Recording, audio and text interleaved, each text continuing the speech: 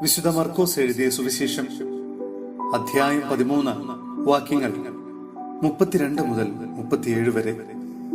സദാ ജാഗരൂകരായിരിക്കുവിൻ.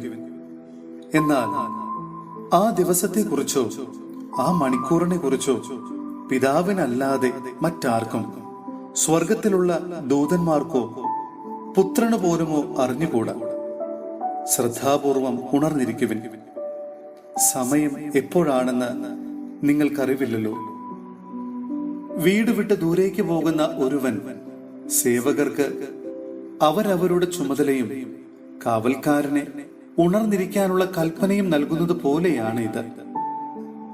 ആകയാൽ ജാഗരൂകരായിരിക്കുവിൻ.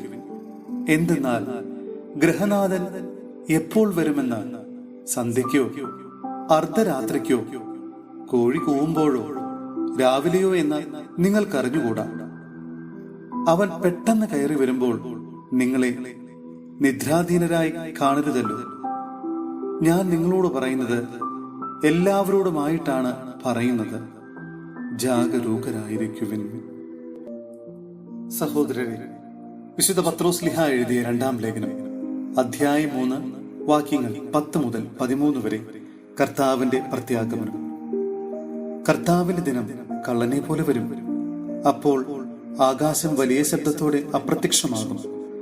മൂലപദാർത്ഥങ്ങൾ എരിഞ്ഞ് ചാമ്പലാകും.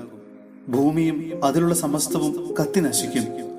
ഇവയെല്ലാം നശ്വരമാകയാൽ വിശുദ്ധിയോടും ദൈവഭക്തിയോടും കൂടെ ജീവിക്കുന്നതിൽ നിങ്ങൾ എത്ര ശുഷ്കാന്തിയുള്ളവരായിരിക്കണം.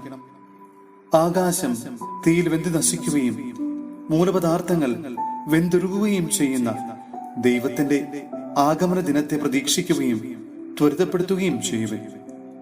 നീതി നിവസിക്കുന്ന പുതിയ ആകാശവും പുതിയ ഭൂമിയും അവിടുത്തെ വാഗ്ദാന പ്രകാരം നാം കാത്തിരിക്കുന്നു.